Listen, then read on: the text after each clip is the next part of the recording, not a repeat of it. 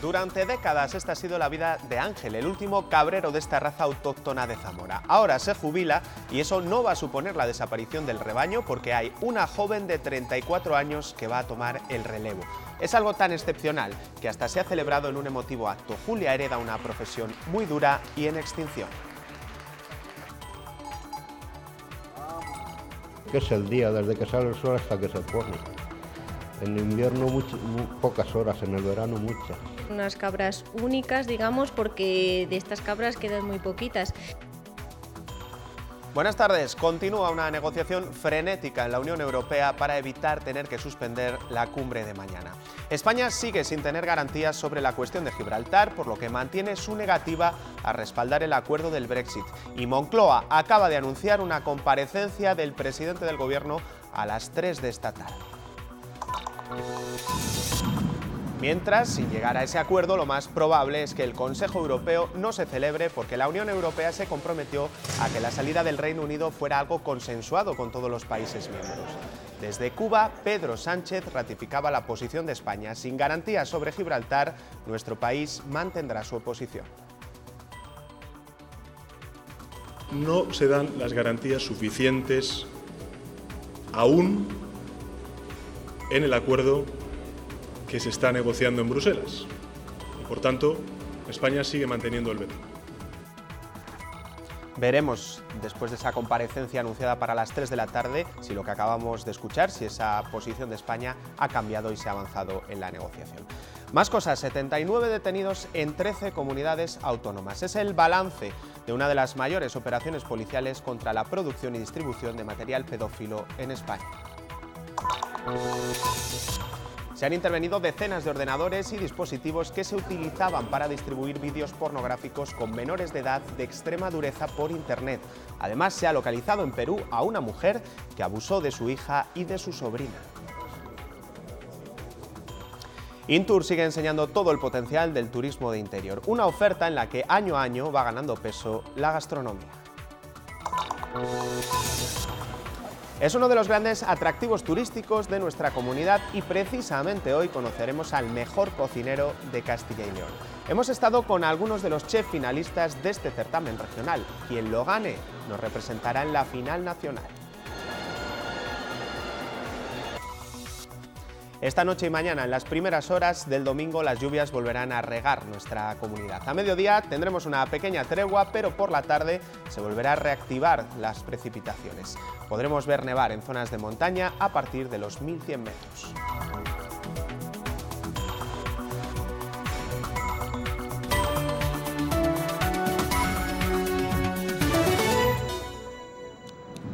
A menos de 24 horas de su convocatoria, nadie sabe a estas alturas si finalmente mañana se celebrará el Consejo Europeo que debería aprobar el acuerdo del Brexit. Gibraltar continúa siendo el gran escollo y pese a los últimos movimientos, España sigue diciendo no al texto pactado por la Unión Europea y Reino Unido. En estos momentos, en las instituciones comunitarias, las negociaciones son frenéticas. El tiempo más que nunca corre en contra en Bruselas. Aunque nuestro país no puede vetar ese acuerdo, es improbable que una decisión de ese nivel se adopte con la oposición de un Estado miembro con el peso que tiene España dentro de la Unión Europea. En las últimas horas, ese artículo que afecta a Gibraltar se ha intentado suavizar, pero el Gobierno, ha dicho Pedro Sánchez en Cuba, no se fía. Como les avanzábamos hace un momento, Moncloa acaba de anunciar una comparecencia dentro de unos minutos para las 3 de la tarde del presidente del Gobierno. Podría haber modificaciones o avances en esa negociación que se está desarrollando en Bruselas.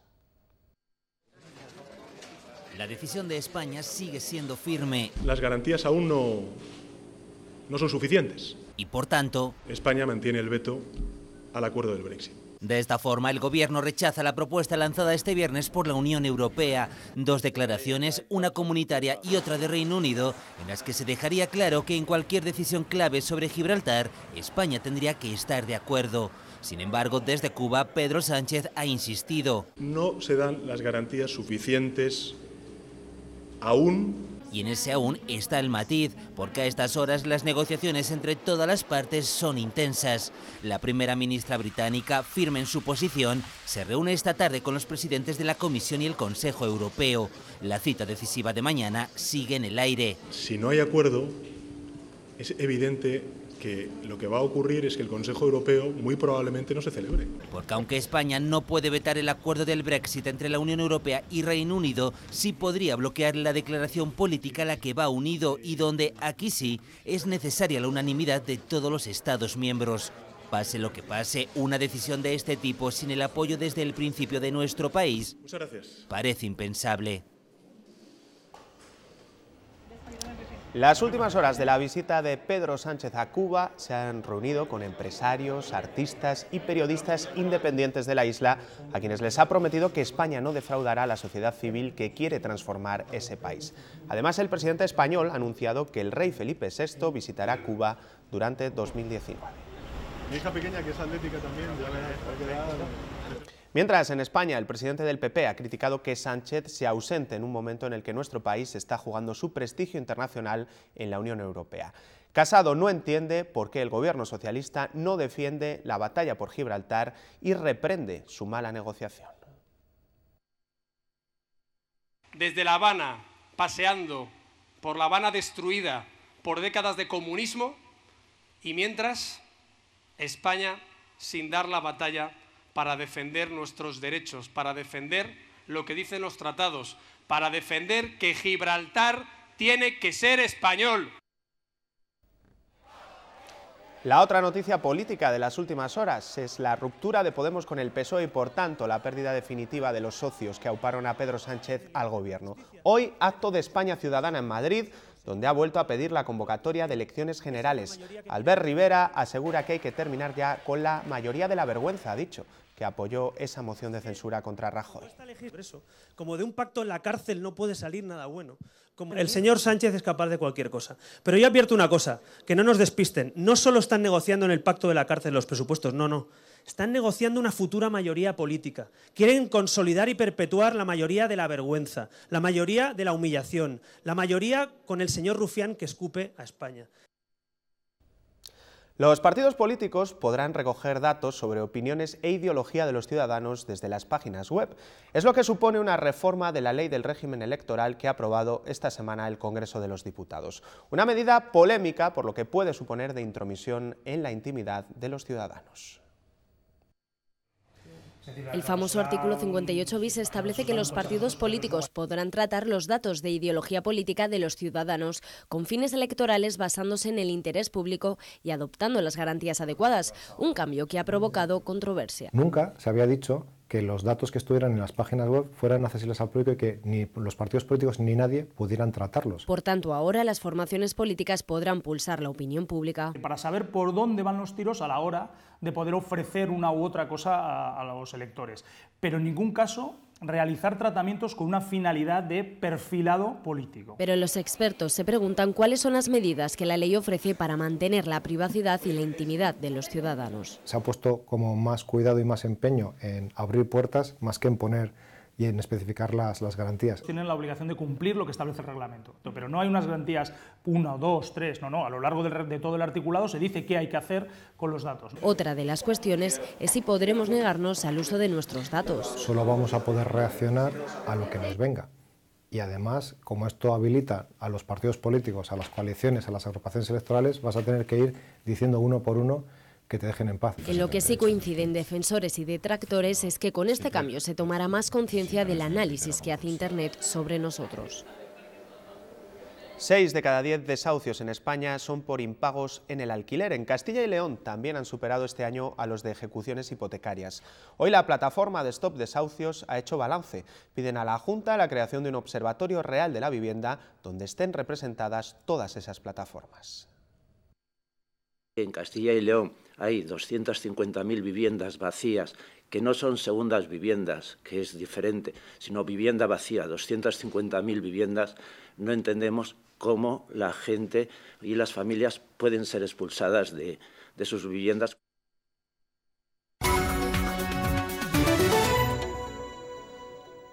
Hoy en Intur la protagonista es la gastronomía. Esta tarde conoceremos al chef que representará a Castilla y León en el Concurso Nacional de Cocina. Pero no solo los productos de la tierra son los que atraen a los visitantes a esta feria. La mayoría van en busca de nuevos destinos. El jurado ha pedido congrio a los 3 finalistas del concurso de cocineros de Castilla y León. Lo vamos a hacer en tempura, hacemos una galleta de arroz con el propio caldo para darle más sabor. Y este ha añadido un sabor local, las mollejas. Uniendo la cocina de vanguardia con la cocina tradicional, con el terruño. En 2017 el turismo gastronómico dejó 520 millones de euros en la comunidad. Y viene mucha gente de Madrid, vienen expresamente, hay gente que viene, cenan y se marchan otra vez para Madrid. Pero al viajero no solo se le conquista por el paladar, también con el folclore o la naturaleza. Estamos aprovechando la visita pues para coger propaganda sobre Galicia. Me gusta mucho viajar y a informarme en general de lo que tenemos en España, en el interior. Rutas que podamos hacer con el pequeño y el cochecito. Vienen a ver qué hay y al final pues te queda el gusanillo de que vi aquello, a ver si voy. Hasta el domingo tienen tiempo de llenar la bolsa con nuevos destinos. La delegada del Gobierno en Castilla y León ha recorrido esta mañana la feria acompañada de los subdelegados de todas las provincias de la comunidad. Virginia Barcones ha resaltado el apoyo del Gobierno al turismo de interior, que es esencial, ha dicho, para el desarrollo rural en una autonomía como Castilla y León. Más ferias, en este caso la que muestra la riqueza de ambos lados de la frontera entre España y Portugal. Ecorraya, en Salamanca, cuenta este año con un centenar de productores. La mitad son portugueses y la mitad españoles. Además de mostrar el potencial artesano y gastronómico, este año el certamen suma la participación de distribuidores internacionales. Esta frontera cada vez tiene menos sentido. Condenó las zonas de la llamada raya a muchas dificultades de desarrollo, pero eso ya queda atrás. Salamanca y Portugal caminan a la par en muchos sectores como la producción artesana de calidad. En Ecorraya hay 94 propuestas de los dos lados de la frontera con el objetivo de propiciar el conocimiento mutuo y como lucha contra la despoblación. Alentar las oportunidades que hay, que existen y que son importantes en los territorios de ambos lados de la frontera. Continuar esta excelente relación de intercambio que existe entre Portugal y España. Y lo cierto es que cada vez los mercados se mezclan más. En el queso... Decimos la raya, el Duero, hoy por hoy ya no nos divide nada. Y hacen unos quesos excepcionales, totalmente distintos a los nuestros, pero excepcionales. En el vino... Que merece la pena que hagamos entre fronteras esta convivencia. O en los aceites y mermeladas. Eu penso que cada vez terá uma maior relação. Principalmente estamos en Portugal, pero también mandamos para España. Ahora el reto es también convencer a otros países y por eso en Ecorraya hay una delegación de 11 exportadores europeos y iberoamericanos que buscarán abrir mercado para esta producción. Representantes de 10 municipios de toda España vinculados a la alfarería han participado hoy en Portillo, en Valladolid, en la Asamblea General de Ciudades de la Cerámica. Han visitado además el Centro Provincial de Artesanía, donde actualmente hay 10 alfareros trabajando, y han inaugurado un monumento al alfarero. El objetivo principal es dar a conocer este recurso que nos distingue de otros municipios y que utilizamos pues, para promocionar culturalmente, sobre todo artísticamente, nuestras ciudades y municipios. Pocas veces se produce en el campo una imagen como la que van a ver ahora, por eso es algo tan excepcional. El criador del último rebaño de cabras en libertad de la raza Agrupación de las Mesetas se jubila.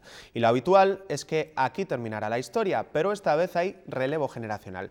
Una mujer de 34 años va a hacerse cargo a partir de ahora del rebaño. Ese relevo se ha festejado con un emotivo acto. Tiene 65 años y se jubila. Deja a un lado su profesión, a la que se ha dedicado toda su vida desde que tenía uso de razón. Es Ángel Carrascal de Pedro, un enamorado de las cabras que hoy se retira de este mundo. Yo empecé a ordeñar ovejas cuando tenía 8 años. Después me pasé a las cabras, llevo 23 años con las cabras. Entonces era la única forma de vida cuando yo empecé. Y bueno, eso es lo de por aquí, la ganadería. Un día que marcará un antes y después en la vida de este fermosellano, que ha sido desde pequeño criador del último rebaño de cabras en libertad de la raza Agrupación de las Mesetas. Horas, lo que es el día, desde que sale el sol hasta que se pone. En invierno pocas horas, en el verano muchas. En el verano hasta 15 horas tenía que estar por ahí con las cabras. Con más de 40 años cotizados y sin tiempo para nada, ahora solo toca... Ahora a ver si me he hecho novia, que hasta ahora no he tenido tiempo de buscarla. Y el relevo lo toma una joven de 34 años que se inicia en este mundo. Son unas cabras únicas, digamos, porque de estas cabras quedan muy poquitas. Entonces, que se extinga esa especie, pues es una pena. Una despedida y una bienvenida que se ha homenajeado en la Casa del Parque de Fermoselle, con un acto promovido por la Universidad de Valladolid. El campo y la forma de trabajar en él están cambiando drásticamente. Ahora los ganaderos y los agricultores tienen a su disposición nuevas herramientas tecnológicas para mejorar su productividad. Hoy conocemos a IRNASA, es un laboratorio que analiza el suelo o las razas autóctonas para multiplicar el rendimiento de las explotaciones. En los laboratorios del IRNASA se da respuesta a algunos problemas que se encuentran en su día a día los empresarios del sector agrícola en Castilla y León. Esta propuesta de la patronal CECALE busca que las empresas sepan qué investigaciones pueden serles útiles a la hora de impulsar su competitividad. Avances, por ejemplo, en biotecnología, en la mejora de los cultivos. Esa conexión con el sector empresarial hará que esos proyectos puedan generar soluciones de aplicabilidad a futuro que serán a lo mejor los futuros productos y servicios de ese sector. El IRNASA de Salamanca cuenta con una plantilla de 60 expertos con 5 grandes grupos de investigación, donde a través, entre otros, de su finca experimental, se buscan soluciones de gestión agroganadera. Manejo tanto de ganado como de los cultivos y los pastos que tiene la propia, el propio ecosistema y cómo aprovecharlos mejor. Análisis de suelos o adaptación de nuevas razas son algunos de los aspectos que la investigación agraria puede ofrecer a los empresarios para mejorar su rendimiento.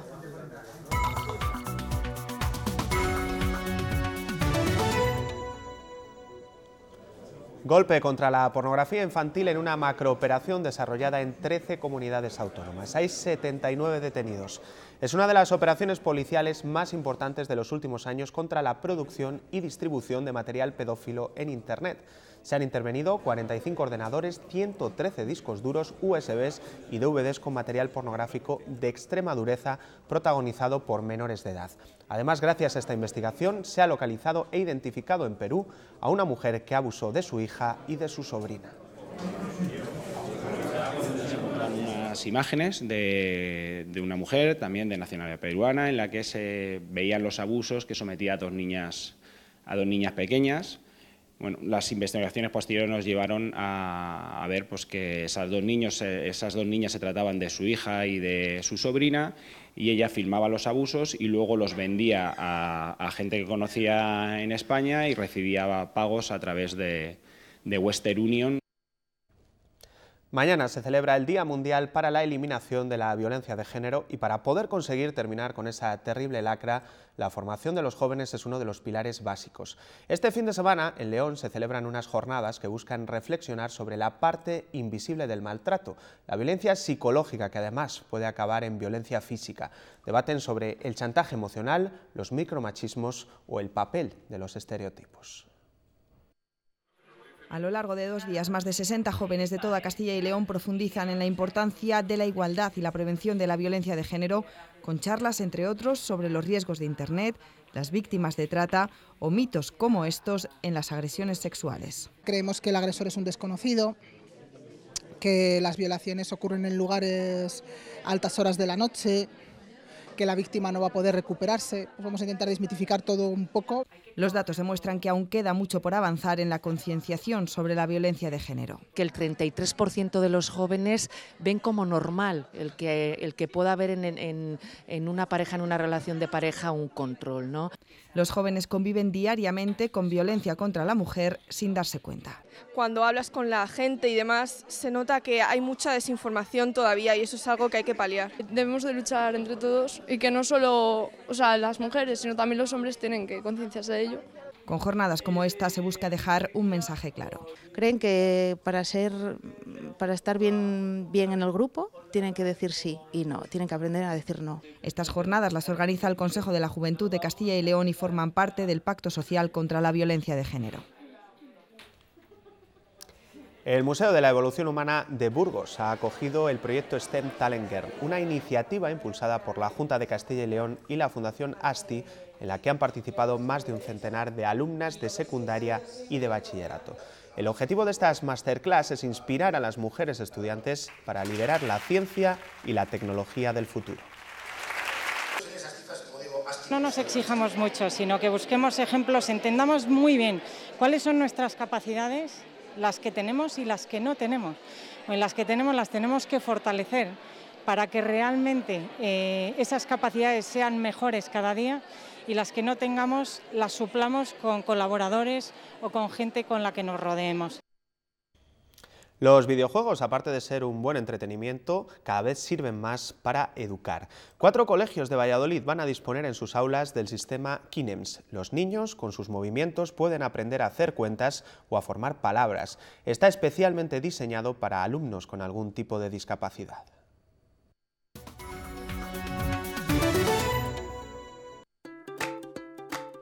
En este aula, las matemáticas o la lengua se aprenden de una manera diferente, con un sistema, el Kinems, en el que los alumnos se introducen en un videojuego. Supone el uso del cuerpo para practicar y para desarrollar distintas habilidades. Con cámaras Kinect, que han tenido mucha aplicación para educación, especialmente para alumnado con algún tipo de discapacidad. El proyecto está desarrollado por la Escuela de Ingeniería Informática de la Universidad de Valladolid, junto con una spin-off de la Universidad Griega de Pireo. Tras un periodo de prueba, se va a poner en marcha en 4 centros educativos para comprobar su eficacia. Ya han mostrado pues beneficios en distinto tipo de alumnado con autismo, con TDAH. Cuando el aprendizaje se hace de una forma más lúdica y en el que se motive más al alumnado, pues la verdad que funciona mejor. Todo lo que aquí se juega queda archivado para ir analizando la evolución de los niños. Los puedes programar por los contenidos que quieras jugar y por las habilidades psicomotrices que quieras aplicar al alumnado. Y también se trabajan habilidades cognitivas. Porque no solo se trata de ayudar a niños con algún tipo de discapacidad, sino también trabajar la inclusión educativa. La esclerosis múltiple es un trastorno del sistema nervioso central que afecta a la función física y cognitiva. Por eso analizar los problemas de movilidad de los pacientes sirve para comprobar el avance de la enfermedad. Un hospital sevillano está probando unas plantillas inteligentes que obtienen esa información en el día a día de estas personas. María Ángeles tiene esclerosis múltiple desde hace 20 años. De buena primera yo me siento que de pecho hacia los pies lo tenía dormido. Hoy le toca revisar la progresión de la enfermedad a través de las alteraciones de la marcha. La velocidad, el apoyo, la postura es lo que mide esta alfombra digitalizada. Vamos a hacer 4 pases. 2 de ellas sin calzado y 2 con calzado. No hay otra en toda España y las mediciones se hacen una vez cada 3 o 6 meses. Para que el seguimiento sea constante y en el día a día real del paciente, prueban estas plantillas con sensores que envían la información a su teléfono móvil. Podemos detectar de una forma más precisa a lo largo del tiempo vuestras alteraciones de la marcha. Más de 200 pacientes participan en este estudio pionero. Puede servir para perfeccionar la marcha de la gente que tenga dificultades, poner un tratamiento y ver que eso tiene repercusión en la marcha de los pacientes, pues es suficientemente importante. La esclerosis múltiple es una enfermedad del sistema nervioso que conlleva la pérdida de función física y cognitiva. En España afecta a 47.000 personas, la mayoría jóvenes. La esclerosis múltiple antes no era ni conocida. Yo le diría que luche y que haga mucha fisioterapia, que haga por moverse, por ser el primero que tiene la iniciativa. Si el estudio concluye con éxito, las plantillas podrían marcar un antes y un después en el manejo de la enfermedad.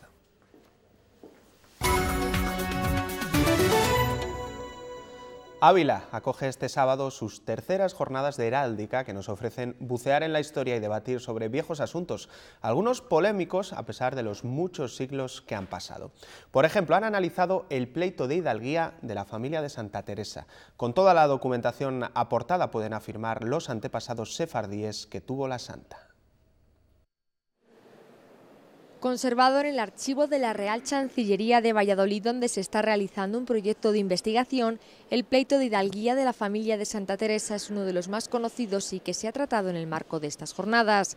Con toda la documentación sobre la mesa se puede confirmar el antepasado sefardí de la santa. El abuelo de Santa Teresa fue judeoconverso, tuvo su correspondiente proceso ante la Inquisición de Toledo. También de banderas y escudos se ha hablado en esta edición, explicando la diferencia entre estos emblemas identificativos de municipios. El escudo quiere representar, es un símbolo como tal, quiere representar al ayuntamiento, que en él se viene a reflejar los símbolos propios basados en su historia. La bandera, que es un símbolo mucho más popular, porque la bandera va a estar colocada a la vista de todo el mundo y va a estar... trata de ser un símbolo de unificación. Dentro de estas jornadas se ha aclarado el origen de las vidrieras del edificio de la Diputación, que se refieren a tiempos de los Reyes Católicos y su vinculación con la provincia abulense. Y ellos siguen llevando capa en pleno siglo XXI. Son el capítulo de nobles caballeros y damas de la reina Isabel la Católica. Se trata de una asociación dedicada al homenaje y defensa de esta figura histórica. Hoy celebran el 514 aniversario del fallecimiento de la monarca con un acto solemne en la Universidad de Salamanca. Aquí han recordado cómo los reyes católicos fueron responsables de la etapa dorada de la institución al convertirla en la gran universidad de todos sus reinos.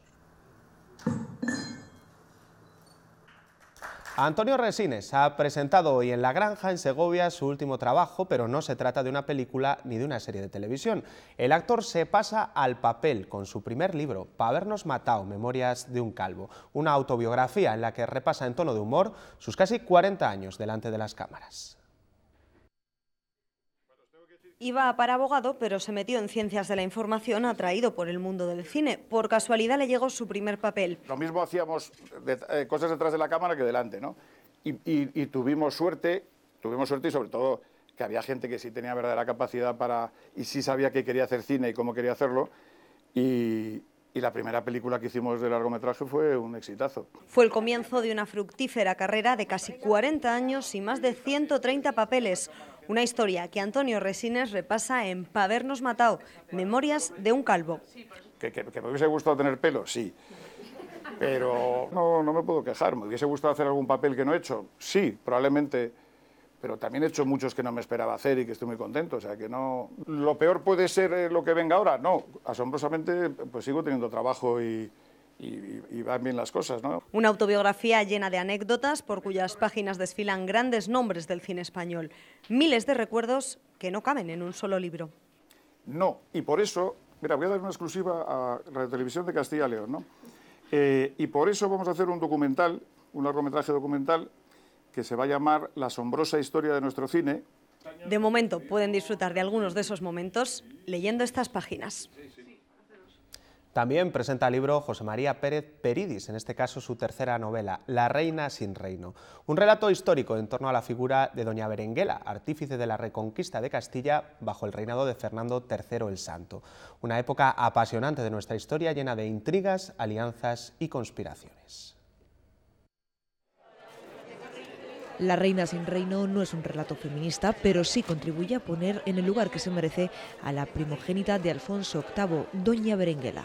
Berenguela de Castilla, Berenguela la Grande, que es reina de León primero, luego reina de Castilla y de León, y una palentina. El libro detalla una época convulsa pero apasionante, cuando Castilla era el centro de una península en pleno proceso de reconquista.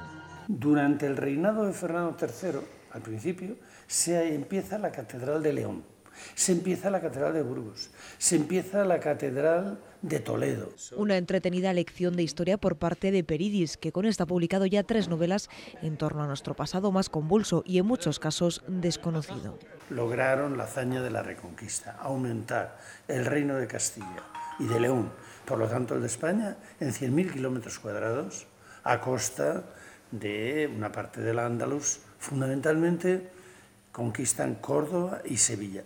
Personajes y relatos que en una película o en una serie parecerían inverosímiles. Sin embargo, son el germen de la actual España. Hacer visibles las tiranías que sufren las mujeres y hacerlo desde un punto de vista realista, pero con un final positivo. Es el objetivo de la exposición que hoy se ha inaugurado en el Museo Etnográfico de Castilla y León. Se llama Descosiendo vidas, creando dignidades. Una muestra que supone un pequeño recorrido por la evolución de la dignidad de la mujer. Se inicia con una bata que representa el control sobre el género femenino. Alguien decide por una mujer sin contar con ella, pues en realidad nos están usurpando la razón y nos están enajenando, y nos están enloqueciendo.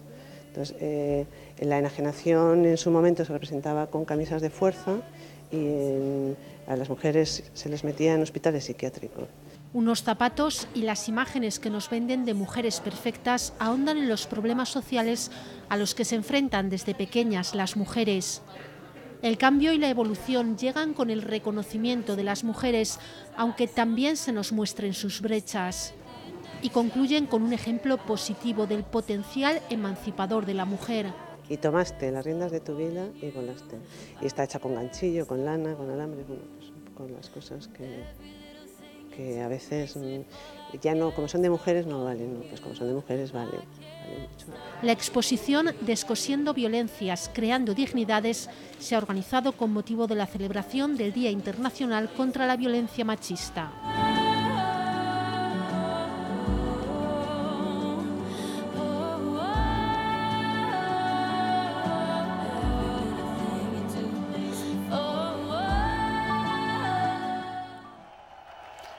Más de 2.000 personas se dieron cita anoche en Palencia para disfrutar del concierto de dos leyendas del rock, Barnin y Rosendo. Fue el primer concierto de las Noches del Pabellón, una iniciativa que va a llevar hasta Palencia desde hoy y hasta la próxima primavera artistas de la talla de Del Marco Flamenco o La Niña Pastori. De momento ayer miles de palentinos vibraron a ritmo de canciones tan míticas como Maneras de Vivir o ¿Qué hace una chica como tú en un sitio como este? Pues con rock terminamos, volvemos a las 8:30, disfruten del sábado. Las campanas al aire, tantas veces, saber que luchabas en balde, muchas veces, jugar en terreno de nadie, cuántas veces, espero que pronto tengas ganas de llorar y luego reír, confundir.